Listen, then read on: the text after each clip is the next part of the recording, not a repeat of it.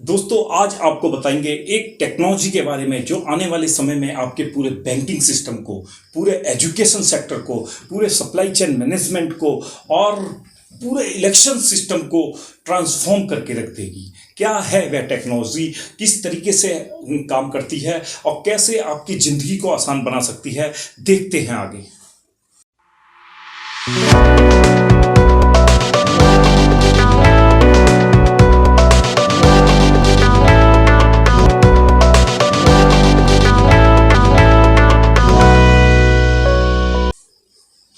नमस्कार दोस्तों, स्वागत है आपका। हम आपको वीडियो के द्वारा देते हैं सबसे बेहतर टिप्स, ट्रिक्स और मोटिवेशन जो आपको सफल बनाने के लिए बहुत ज़रूरी है। आप एक स्टूडेंट हैं, कैरियर में ग्रोथ चाहते हैं या एक बिजनेसमैन हैं, तो आप बिल्कुल सही प्लेटफॉर्म पे हैं। हम लेकर आते हैं बिजनेस मोटिवेशन के अलावा एजुकेशनल, सेल्फ इम्प्रूवमेंट और एंटरप्रेन्योरशिप से जुड़ी बहुत सारी जानकारी जो आपकी नॉलेज और स्किल को बढ़ाने के लिए बहुत ज़रूरी है। तो आज जो टेक्नोलॉजी के बारे में हम आपको बताने जा रहे हैं उसको कहते हैं ब्लॉकचेन टेक्नोलॉजी। ये किस तरीके से सारे सेक्टर्स को, इलेक्शन सिस्टम को, हेल्थ केयर को, एजुकेशन को, बैंकिंग को, सप्लाई चेन मैनेजमेंट को किस तरीके से पूरा ट्रांसफॉर्म करके रख देगी, कितनी इंपॉर्टेंट है इस टेक्नोलॉजी का आना इन सेक्टर्स में, आज डिस्कस करेंगे। आखिरी तक वीडियो को देखिएगा, बहुत ही इंपॉर्टेंट वीडियो है आपकी जानकारी बढ़ाने के लिए। सबसे पहले बताते हैं ब्लॉकचेन टेक्नोलॉजी के बारे में। ब्लॉकचेन टेक्नोलॉजी एक डिसेंट्रलाइज्ड एंड डिस्ट्रीब्यूटेड लेजर है। सारे मल्टीपल कंप्यूटर्स पे जो ट्रांजेक्शन होती हैं उन ट्रांजेक्शन को सिक्योर और ट्रांसपेरेंट रिकॉर्ड जनरेट करता है, एक ब्लॉक में जनरेट करता है कि ट्रांजेक्शन जितनी मल्टीपल कंप्यूटर्स पर होती हैं उन सभी ट्रांजेक्शन को मिला के ये एक ब्लॉक बनाता है। एक के बाद एक ब्लॉक जुड़ते चले जाते हैं और लिस्ट ऑफ ट्रांजेक्शन जो है इसमें ट्रांसपेरेंट और सिक्योर तरीके से हर ब्लॉक में इकट्ठी होती चली जाती है। हर ब्लॉक दूसरे ब्लॉक के द्वारा क्रिप्टोग्राफी हैसिस के द्वारा जुड़ता है। उसमें प्री डिफाइंड प्रोग्रामिंग होती है किस ब्लॉक को कहां पर जोड़ना है, जो एक immutable and tamper proof chain बनाता है ट्रांजेक्शन जितने होते हैं उसकी। तो इम्यूटेबल मीन्स उसमें कोई अल्टरेशन हो ही नहीं सकता, उसमें कोई डिलीशन हो ही नहीं सकता। तो उसको इम्यूटेबल एंड टेम्पर प्रूफ एक चेन जो जनरेट होती है वो क्रिप्टोग्राफी हैसिस के द्वारा बनती है। अब आप कहेंगे कि ब्लॉकचेन डेवलप किसने की? सबसे पहले ब्लॉकचेन टेक्नोलॉजी जो यूज हुई वो क्रिप्टो करेंसी के रूप में यूज हुई। एक जापानीज व्यक्ति ने जो गुमनाम है, एनोनिमस है, सतोशी नाकामोटो, उन्होंने ये इस चेन का डेवलप किया। कहा जाता है, इसके बारे में कोई ठोस प्रूफ नहीं है, लेकिन कहीं एक वीडियो लीक हुई थी जिसमें सतोशी नाकामोटो बिटकॉइन की चेन के बारे में जानकारी दे रहे थे। तो ये अंदाजा लगाया गया कि सतोशी नाकामोटो ने ही ये चेन बनाई है जिसको क्रिप्टो करेंसी में यूज किया गया, क्योंकि क्रिप्टोग्राफिक हैसिस के द्वारा ब्लॉक जुड़ते चले जाते हैं। तो जो करेंसी डेवलप हुई, जो सिक्का डेवलप हुआ, जो कॉइन हुआ, उसे क्रिप्टोग्राफी हैसिस कहा गया। अब क्रिप्टोग्राफी हैसिस से कैसे करेंसी डेवलप हो गई, एक इमेज बनाई गई, एक कॉइन है, इसको करेंसी के रूप में, एक वैल्यूएशन के रूप में उन्होंने 21 मिलियन का एक प्रोग्रामिंग किया। 21 मिलियन बिटकॉइन इसमें जनरेट होंगे और बिटकॉइन पे आप पैसा लगाइए, पैसा उसका जितना ज़्यादा लगता जाता है उसकी वैल्यू बढ़ती चली जाती है। एक सिक्योर मनी लोगों ने माना और उसके बाद ना जाने कितने क्रिप्टो करेंसी, इथेरियम हो, सोलोना हो, polka.com हो, जाने कितने हैं, हजारों की संख्या में ब्लॉकचेन बाजार में आ गई क्योंकि ये बहुत ज़्यादा सिक्योर थी। जो जितनी भी ट्रांजेक्शन बिटकॉइन की या क्रिप्टो करेंसी की होती हैं एक सिक्योर होती हैं, टेम्पर प्रूफ होती हैं, सभी के पास वो इन्फॉर्मेशन होती है, ट्रांसपेरेंसी इसलिए बहुत ज़्यादा होती है और डिसेंट्रलाइज होती है, कोई अथॉरिटी का उस पर कंट्रोल नहीं होता है। और इसको माइनर्स के द्वारा जो कॉम्प्लेक्स कैलकुलेशन बनती है, मैथमेटिकल पजल्स बनते हैं, उसको वैलिडेट करते हैं। और दो टेक्नोलॉजी इसमें काम करती है, दो प्रोसेस काम करते हैं, POW और POS। तो आगे इसके बारे में बताएंगे किस तरीके से ब्लॉकचेन को पूरा प्रोसेस को चलाते हैं, कंट्रोल करते हैं। ब्लॉकचेन टेक्नोलॉजी को सिक्योर और इंटीग्रिटी क्रिप्टोग्राफी ट्रांजेक्शन बनाने के लिए क्रिप्टोग्राफी टेक्निक का यूज़ किया जाता है, क्रिप्टोग्राफी हैसिस का यूज़ किया जाता है, इसीलिए इसको क्रिप्टो करेंसी नाम दिया गया क्योंकि इसका नेचर डिसेंट्रलाइज होता है। तो ये बिचौलिए की इसमें कोई जगह नहीं होती है। आगे डिटेल में इसके बारे में बताएंगे। दो प्रोसेसेस में काम करते हैं, मैकेनिज्म कंसेंसस जो होते हैं, POW और POS, पूरा डिटेल के में आपको इसकी जानकारी देंगे। सबसे पहले ब्लॉकचेन टेक्नोलॉजी क्या हुई? Blockchain technology is a decentralised distributed digital ledger है जो सिक्योर एंड वेरीफाई तरीके से ऑल ट्रांजेक्शन को रिकॉर्ड करता है।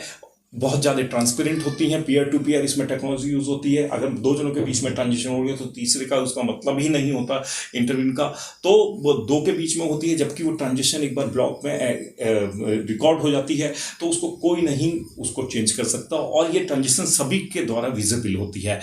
5 मेन कैरेक्टरिस्टिक जो ब्लॉकचेन के हैं वो दिखाते हैं, उसके बारे में आपको बताते हैं। सबसे पहला तो है डिसेंट्रलाइजेशन का मतलब हुआ blockchain operates on a peer to peer network, यानी कि पीयर टू पीयर नेटवर्क पे वो काम करता है, जिसकी ट्रांजेक्शन की कॉपी हर किसी के पास उपलब्ध हो जाती है, हर किसी के पास रिकॉर्ड हो जाती है, हर किसी के पास सिस्टम पर दिखती है।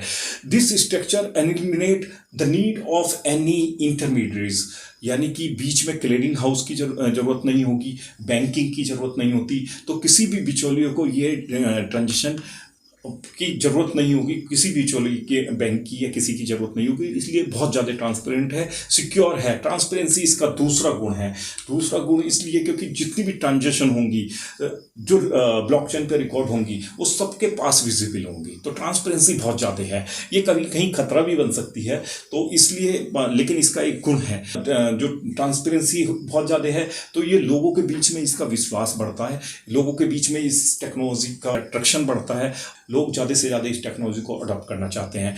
थर्ड इसका जो क्वालिटी है, कैरेक्टरिस्टिक है, वो है इम्यूटेबिलिटी, यानी कि किसी भी ट्रांजेक्शन को इसको चेंज नहीं किया जा सकता। जो क्रिप्टोग्राफी हैसिस द्वारा एक दूसरे से लिंक होती हैं, एक भी ब्लॉक को अगर चेंज किया जाएगा entire transaction will be corrupt, तो इसको चेंज करना मुश्किल है क्योंकि इसमें अल्ट्रेशन और चेंज की संभावना नहीं है। तो ये integrity and permanence of the data is very much in this technology, यानी कि इसके ऊपर विश्वास इसके ऊपर जमता जाता है, और इसकी परमानेंट फीचर जो है कि एक बार रिकॉर्ड हो गई तो कोई चेंज नहीं कर सकता। तो ये गुण लोगों को और ज़्यादा अट्रैक्ट करता है, लोगों के लिए सेफ सिक्योर होता है, सेफ होता है। तीसरा है इसका सबसे बड़ा फीचर सिक्योरिटी। ब्लॉकचेन टेक्नोलॉजी में क्रिप्टोग्राफी एल्गोरिथम काम करता है जो रोकता है किसी भी थर्ड पर्सन की एंट्री को, किसी भी थर्ड पर्सन को एंट्री नहीं दे सकता। क्रिप्टोग्राफी ये सिक्योर सिस्टम होता है जिसमें कोई भी थर्ड पर्सन दो जनों की ट्रांजेक्शन में नहीं आ सकता।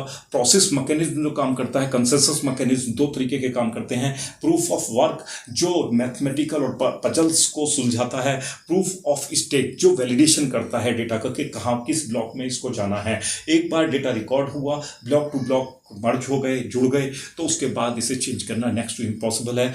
हो सकता है चेंज, किस तरीके से होगा वो आगे आपको बताएंगे, लेकिन वो बहुत ही डिफिकल्ट टास्क है। फिफ्थ क्वालिटी जो ब्लॉकचेन टेक्नोलॉजी की है वो है प्रोग्रामेबिलिटी, जो आपको जितना भी ट्रांजेक्शन होती हैं वो एक प्री डिफाइंड रूल के द्वारा होती हैं। ब्लॉक जो बनते हैं प्री डिफाइंड रूल के द्वारा बनते हैं। सेल्फ एग्जीक्यूटिंग कॉन्ट्रैक्ट्स बनते हैं, एड्रेस बनते हैं, जो चेंज करना बहुत मुश्किल होता है, जो ऑटोमेटिक मोड में इसको चलाते हैं और जिससे ट्रस्टलेस ट्रांजेक्शन बनती चली जाती हैं, जिसमें विश्वास लोग करते रहते हैं और ये ट्रांजेक्शन होती चली जाती हैं। डीज ट्रांजेक्शन जो ऑटोमेटिक मोड में चलती हैं, ये किसी भी तरीके की इंटरमीडिएटरीज जो हैं, यानी कि बिचौलिए जो हैं, बैंकिंग हो गया, फाइनेंस कंपनियां हो गई, इंस्टीट्यूशन हो गए, इसने इन चीज़ों की नीड ही खत्म कर दी है। तो ब्लॉकचेन में 3 तरीके के इंटरकनेक्टेड कंपोनेंट्स होते हैं।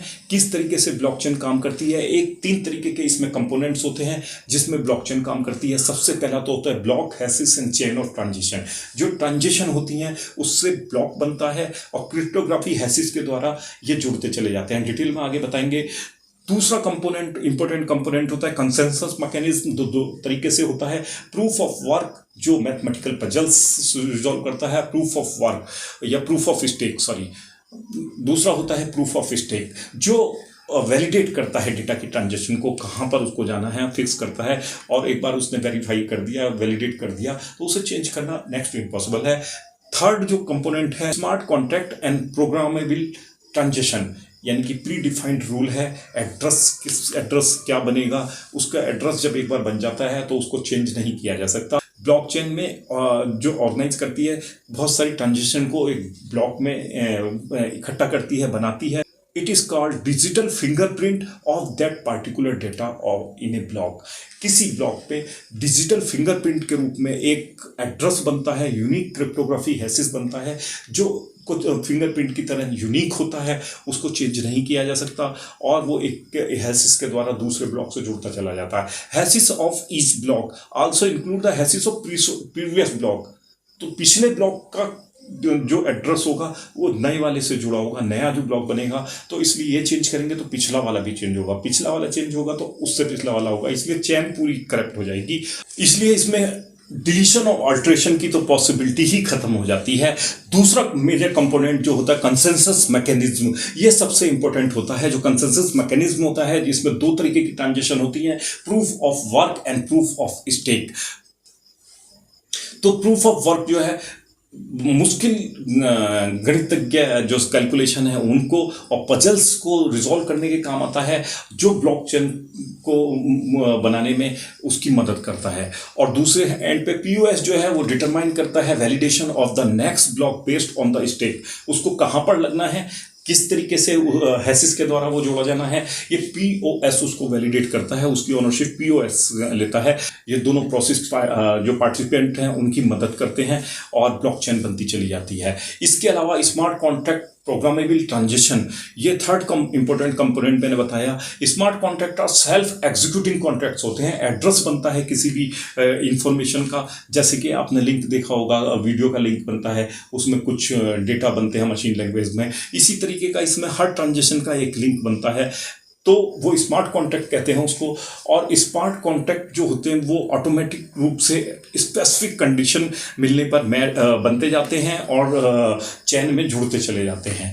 तो ये smart contract automatic pre defined rules के द्वारा बनते हैं और एक ब्लॉक में जुड़ते हैं, ब्लॉक हैसिस में जुड़ता है। ये पूरी टेक्नोलॉजी इस तरीके से काम करती है। प्रोग्रामेटाइजेशन फॉर ऑटोमेशन एंड वेरिफिकेशन एक प्री डिफाइंड रूल के द्वारा होती है, उसमें किसी भी बिचौलिए की जरूरत नहीं होती है। स्मार्ट कॉन्ट्रैक्ट जो काम करता है वो फैसिलिटेट करता है किसी भी डिजिटल एसेट को एक जगह से दूसरी जगह ट्रांसफर करने के लिए। सबसे ज़्यादा क्रिप्टो करेंसी में काम आता है, सप्लाई चेन ट्रैकिंग में काम आ सकता है, execution of complex financial transaction जितनी हैं उसमें इसका यूज़ किया जा सकता है। तो smart contract and programmable transaction ये पूरे ब्लॉकचेन के निर्माण में बहुत ज़्यादा सहायता करती है, बहुत ज़्यादा मदद करती है। पूरा एग्जीक्यूशन इसके द्वारा होता है। ये कुछ पिक्चर्स हैं। तो ब्लॉकचेन को कहाँ कहाँ यूज किया जा सकता है? सबसे पहले तो ब्लॉकचेन आपके पूरे इलेक्टोरल सिस्टम जो है, आपका इलेक्शन कमीशन का जो सिस्टम है, देश के इलेक्शन जिस तरीके से होते हैं उसको पूरी तरीके से ट्रांसफॉर्म कर सकता है, पूरी तरह से ट्रांसपेरेंट बना सकता है, इंस्टेंट रिजल्ट दे सकता है। तो सबसे पहला गुण तो इलेक्शन कमीशन का डेटा जो होगा, आप वोट डालने जाते हैं, आप पहले बैलेट मशीन होती थी, अब ईवीएम हो गया है, इलेक्ट्रॉनिक वोटिंग मशीन। लेकिन क्वेश्चन क्या उठता रहता है कि ईवीएम चेंज कर दी, उसमें टेम्पर कर दिया। हालांकि इलेक्शन कमीशन ने चैलेंज किया कि कोई भी ये प्रूव कर देगा तो उसे वो रिवार्ड देंगे कि ये इसमें टेम्पर किया जा सकता है, लेकिन आज तक कोई प्रूफ नहीं कर पाया। तो फिर भी एक क्वेश्चन उठता रहता था, क्योंकि बाद में रिजल्ट आएगा, उसके बीच में क्या हुआ, कहाँ मशीनें गई, काउंटिंग में आई या नहीं आई। लेकिन ये सिस्टम जो होगा ये ट्रांसपेरेंट होगा, टेम्पर रेजिस्टेंस होगा, इलेक्शन को पूरी तरीके से टेम्पर रेजिस्टेंस बना देगा, इसमें कोई चेंज किया ही नहीं जा सकता और रियल टाइम डेटा इसमें फीड होगा, रियल टाइम रिजल्ट आता चला जाएगा।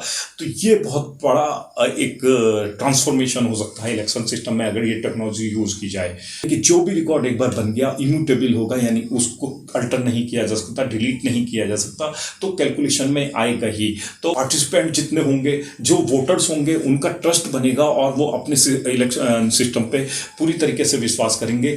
जिस तरीके के महीनों तक मीडिया में वो डिस्कशन चलता रहता है, नहीं जी इलेक्शन फर्जी है, इन्होंने घपला किया है, इन्होंने टेम्पर की हैं मशीनें, इस तरीके के क्वेश्चनिंग खत्म हो जाएगी और रियल टाइम आपको रिजल्ट भी मिल जाएगा। तो इलेक्शन में ये बहुत बड़ा रिवोल्यूशन ला सकता है इंडियन इलेक्शन में, क्योंकि बहुत तरीके के इलेक्शन इंडिया में होते हैं। नगर निगम से लेकर कैबिनेट तक के इलेक्शन होते हैं, जो मुख्यमंत्री या कैबिनेट मंत्री आपके चुने जाते हैं देश के, जो आपका देश चलाते हैं, उनका भविष्य निर्धारित करने में ये टेक्नोलॉजी बहुत काम आ सकती है। आपका विश्वास जमाने में ये बहुत काम आएगी। दूसरा ट्रांसफॉर्मेशन जो टेक्नोलॉजी कर सकती है वो कर सकती है फाइनेंस एंड बैंकिंग में। सीमलेस क्रॉस बॉर्डर ट्रांजेक्शन जितनी होती हैं वो बहुत ही कम रियल टाइम बेसिस में हो जाएंगी। कोई इंटरमीडिएट्स नहीं होगा, कोई इसमें बिचौलिया नहीं होगा, फीस बहुत कम हो जाएगी। और सेटलमेंट टाइम जो होता है कि कई कई दिन बैंक लगा देते हैं एक्सपोर्ट के मामले में अगर देखा जाए, या एलसी के मामले या बैंक गारंटी के मामले में, ये सेटलमेंट रियल टाइम हो जाएगा। बिचौलिए का कोई मतलब नहीं होगा, तो फीस भी बहुत कम होगी और स्पीड अप हो जाएगा काम, और लोगों का विश्वास इस पे बनता जाएगा। तो बीच का जो पैसा खर्च होता है काम कराने में वो सब रुक जाएगा, और किसी भी तरीके के फ्रॉड की कोई संभावना ही नहीं होगी, क्योंकि ट्रांसपेरेंसी इतनी ज़्यादा होगी, रिकॉर्ड अल्टर नहीं किया जा सकता। जो फ्रॉड होने की संभावना है वो लगभग जीरो के बराबर है। बहुत सारे अनबैंक्ड इंस्टीट्यूशन भी, जैसे बैंकिंग सिस्टम होते हैं, आम आदमी से जुड़ जाएंगे, क्योंकि एक टेक्नोलॉजी है ये। जैसे मेल का एक अकाउंट खुलता है, जीमेल वगैरह का, टेलीग्राम का एक अकाउंट खुल गया, या व्हाट्सअप का एक अकाउंट खुल गया। इसी तरीके से हर कोई अपना एक अकाउंट, अपना एक लॉगिन आईडी बना के, अपना पासवर्ड बना के डायरेक्ट ट्रांजेक्शन में इन्वॉल्व हो सकता है। उसमें किसी थर्ड पार्टी की जरूरत नहीं होगी। हालांकि ये गवर्नमेंट मैंडेटरी कर सकती है कि आधार उससे लिंक करना जरूरी होगा, जिससे कि आपकी पहचान बनी रहे।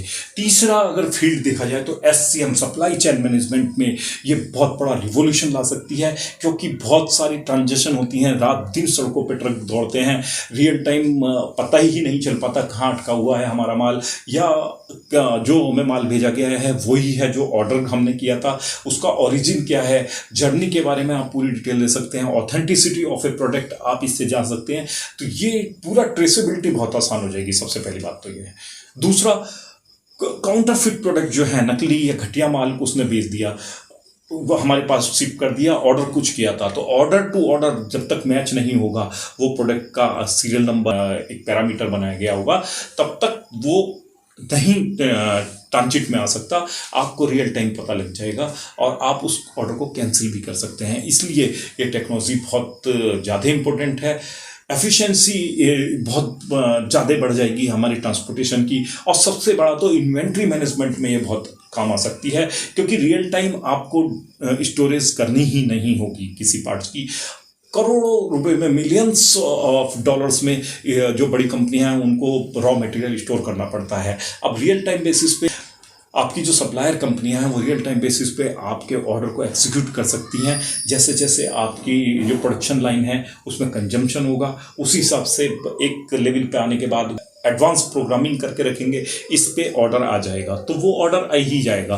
वो हेडेक जो होगा वो आपके सप्लायर का होगा, किस तरीके से कर सकते हैं। हेल्थ केयर में ये बहुत कारगर सिद्ध हो सकती है। आपका रियल टाइम डेटा, आपकी बीमारी कितनी है, क्या है, आपका डीएनए क्या है, आपका ब्लड ग्रुप क्या है, ये सारा, और ऑर्गन्स जो सेल किए जाते हैं कहाँ पर अवेलेबल होंगे, किस तरीके से मंगाए जा सकते, ये ब्लॉकचेन टेक्नोलॉजी हेल्थ केयर को पूरी तरीके से इम्प्रूव कर सकती है। आपके पास रियल टाइम स्टोरेज हो जाएगा, sharing of medical records easy हो जाएगा। मेडिकल रिकॉर्ड सबका होगा तो इजीली कंप्यूटर पर चेक किया जा सकता है कहाँ पर क्या अवेलेबिलिटी है। ब्लड ग्रुप की ले लो, ऑर्गन्स की ले लो, या किसी बॉडी पार्ट की ले लो, या जो आर्टिफिशियल पार्ट्स आते हैं उनकी ले लो, या दवाइयों की ले लो। ये बहुत बड़ा रिकॉर्ड ये कंट्रोल किया जा सकता है इसके द्वारा। हेल्थ केयर के डेटा को इंटर ऑपरेटेबिलिटी, यानी कि एक जगह से दूसरी जगह उसको यूज़ किया जा सकता है। डेटा को, जो हेल्थ केयर का डेटा पड़ा है वो आप यूज़ में ला सकते हैं। क्लिनिकल ट्रायल्स जितने होते हैं, रिसर्च में बहुत बड़ा डेटा काम में आ सकता है। तो ये हेल्थ केयर में भी बहुत ही कारगर सिद्ध होगी अगर ये टेक्नोलॉजी यूज़ की जाती है। अभी तो सिर्फ ये क्रिप्टो में यूज़ की जा रही है, लेकिन कई कंट्री में क्रिप्टो को लीगल भी मान लिया गया है। कई के कंट्री में इसके लिए एक लीगल फ्रेमवर्क बन रहा है। तो नेक्स्ट आया एजुकेशन सिस्टम। एजुकेशन में किस तरीके से काम आ सकती है। मैंने कहा एजुकेशन को ट्रांसफॉर्म करके रख देगी। एजुकेशन, आप ने डिग्री ली, आपने हाई स्कूल किया, इंटर किया, आपने कोई प्रोफेशनल डिग्री ली, आपकी जॉब लग गई, लेकिन 15 या 20 साल बाद कोई आपके डेटा को चैलेंज कर देता है, आपकी डिग्री को चैलेंज कर देता है, ये तो फर्जी है। अब क्या करेंगे आप? अब दौड़ेंगे, नहीं वहाँ से लिखवा के लाएंगे, कुछ करेंगे, वहाँ स्टाफ बदल गया होता है, आपको इस तरीके के केस आते हैं, जॉब तक से निकाल दिए जाते हैं बहुत से लोग। लेकिन इसमें क्या होगा, जब आपने इंटर किया, सीबीएसई हो, आईसीएसई हो, या स्टेट बोर्ड हो, या कोई भी हो, उसका डेटा अगर ब्लॉकचेन टेक्नोलॉजी में को अडेप्ट करके एक रिकॉर्ड बना दिया गया, ब्लॉक्स बना के एक उसमें स्टोर कर दिया गया, तो ये किसी भी समय में कहीं भी आप इसको एक्सेस कर सकते हैं लोगों को इतना बड़ा प्रोसेस बनाने की जरूरत नहीं होगी जो एचआर कंपनीज बनाई होती हैं कि डॉक्यूमेंट चेक कराने के लिए या इस तरीके का, तो आपके लिए इजी हो जाएगा। मेरे ही कंपनी में 30 साल जॉब करते हुए एक बंदे को हो गए, उसकी हाई स्कूल की मार्कशीट नकली पाई गई, लेकिन अब वो कहाँ तक दौड़ेगा, तो अल्टीमेटली उसे जॉब छोड़नी पड़ी। ये एक केस आया, इंजीनियरिंग कॉलेज फर्जी था, उसका ऑथेंटिसिटी नहीं थी। तो ऐसे में आम जनता को पता ही नहीं होता, तो रिवॉल्यूशन ला सकता है एजुकेशन के फील्ड में। तो ये बहुत ही इंपॉर्टेंट टेक्नोलॉजी है। अब मैंने आपको बताया क्या किस तरीके से इसे टेम्पर किया जा सकता है। हर जगह पॉसिबिलिटी तो होती हैं, लेकिन इसमें नेक्स्ट टू इम्पॉसिबल है, क्योंकि अगर कोई डेटा आपको टेम्पर करना है तो आपको उसको वैलिडेट कराना पड़ेगा लगभग 51% कंप्यूटर से। 51% नोट्स से, जो कंप्यूटर इसमें यूज़ होते हैं उनको नोट्स कहते हैं, वो नेक्स्ट टू इम्पॉसिबल है वर्ल्ड के 50% कंप्यूटर को आप एक चैन या कोई रिकॉर्ड डिलीट करने के लिए बोलेंगे और वो कर देगा। ऐसा संभव नहीं लगता प्रैक्टिकली, लेकिन एक ऑप्शन ये है। अब आपको बताते हैं क्रिप्टो माइनिंग क्या होता है। क्रिप्टो माइनिंग जितने भी नोट्स होते हैं, जितने भी कंप्यूटर्स होते हैं जो पीओएस और पीओडब्ल्यू काम करते हैं, proof of stake and proof of work, ये लगातार चलते जाते हैं। इनमें बहुत ज़्यादा एनर्जी लगती है, बहुत ज़्यादा बिजली का खर्चा आता है। ये जो मैथमेटिकल पजल्स वैलिडेट करते हैं, सुलझाते हैं और ब्लॉक की ट्रांजिशन को फिक्स करते हैं, उसे वेरीफाई करते हैं, ट्रांसपेरेंट बनाते हैं।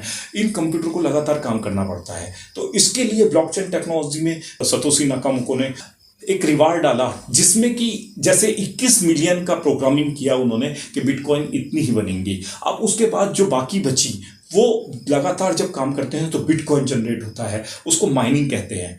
तो जब जनरेट होता है और वो बिटकॉइन, जितने कंप्यूटर उस प्रोसेस में लगातार काम कर रहे हैं, रात दिन लगे हुए हैं, उनको उन कंप्यूटर पे उस बिटकॉइन का एक अकाउंट क्रेडिट हो जाता है। बिटकॉइन सब में डिवाइड हो जाती है, क्योंकि किसी भी दशमलव के 10वें भाग तक वो डिवाइड की जा सकती है। तो बहुत सारे कंप्यूटर पे एक साथ वो रिवार्ड के रूप में मिल जाती है। बिटकॉइन का रेट आप देखेंगे 2021 में 56 लाख रुपए तक का एक बिटकॉइन पहुंच गया था।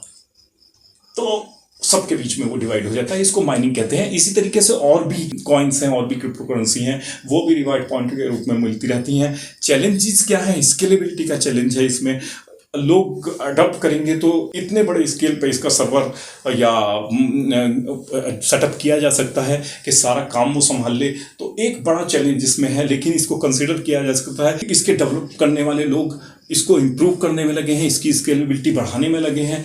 कई तरीके की टेक्नोलॉजी इसमें काम आई हैं। रेगुलेटरी एंड लीगल फ्रेमवर्क, ये एक बड़ा कारण बनता जा रहा है, क्योंकि इसके द्वारा, क्रिप्टो के द्वारा अगर माना जाए, इस ब्लॉकचेन के द्वारा बहुत सारी ट्रांजेक्शन इलीगल हो रही हैं, बहुत सारे गलत कामों का पैसा क्रिप्टो में ट्रांसफ़र किया जा रहा है। इसलिए कई कंट्रियां, इंडिया भी जिसमें शामिल है, इसका लीगल फ्रेमवर्क बना रही है। हालांकि अभी 30% टैक्स इसमें लगाया गया है। और जितने भी एक्सचेंजेज हैं, क्रिप्टो एक्सचेंजेज वो होते हैं जो इन ट्रांजेक्शन को सारे को रिकॉर्ड रखते हैं, उनको रिकॉर्ड रखने के लिए कहा गया है। और जितने भी अकाउंट हैं उनका केवाईसी करने के लिए भी एक मैंडेटरी कर दिया गया है, वो इसका केवाईसी भी करते हैं। तो दोस्तों, आज के लिए इतना ही। आपको वीडियो जरूर पसंद आई होगी। मेरे साथ जुड़ने के लिए धन्यवाद। देखते रहिए संजीव सर एडुफ्लुएंसर, मोटिवेटेड रहिए, एजुकेटेड रहिए और अपने साथ मिलके एक बेहतर कल का निर्माण करें, समाज को आकार दें, एक नए आयाम तक ले जाएं। यदि आपको वीडियो पसंद आया तो कृपया अपने दोस्तों को जरूर भेजें। ये उनके बहुत काम आएगा, उनके नॉलेज बढ़ाने के बहुत काम आएगा। अगर कोई क्वेरी है तो do write into the comment box, I would love to reply it. यदि आपको लगता है कि वीडियो आपकी नॉलेज बढ़ाने में, आपके ज्ञान को बढ़ाने में मदद करेगी तो सब्सक्राइब जरूर कीजिए, क्योंकि हमें ये मोटिवेशन देता है। आपका प्यार ही हमें एक्टिव रखता है कि नई नई जानकारियाँ हम आपके साथ लाते हैं, आपसे साझा करते हैं। फिर मिलते हैं अगली वीडियो में। धन्यवाद। जय हिंद।